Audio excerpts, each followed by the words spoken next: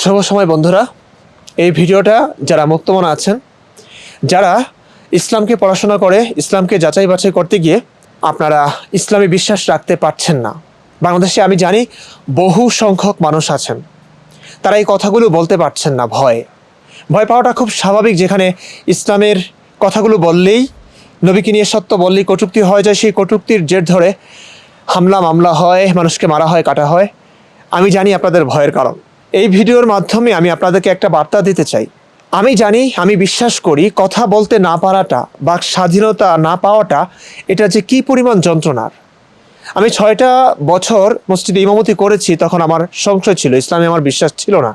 আমি তখন বুঝে গেছি ইসলাম মানবরচিত একটা ধর্ম, সবচেয়ে বর্বর ধর্ম। তারপরেও আমি আমার সীমাবদ্ধতার কারণে আমাকে ইমামতি করতেই হয়েছে এবং মানুষকে সেই নবীকে নিয়ে, নবীর প্রশংসা করতে হয়েছে। আল্লাহ নবীর প্রশংসা করেই আমার পেট চালাতে হয়েছে। এটা খুবই যন্ত্রণার, খুবই কষ্টের। তো যারা এমন আছেন, বাংলাদেশে থেকে অনেক জ্ঞানীগুণী মানুষ আছেন, তারা কথা বলতে পারছেন না।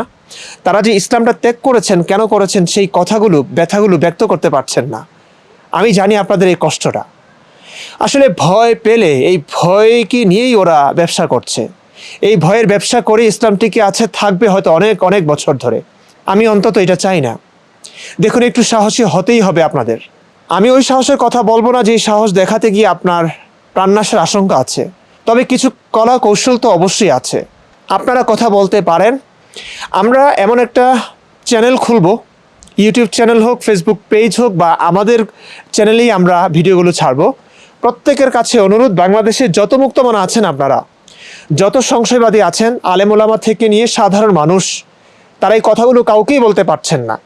যদি মেয়ে হন, আপনারা হিজাব নিকাব পরে একটা ভিডিও, সবার কাছে এখন মোবাইল আছে, ভালো কোয়ালিটি দরকার নাই, ভালো সাউন্ড কোয়ালিটির প্রয়োজন নাই।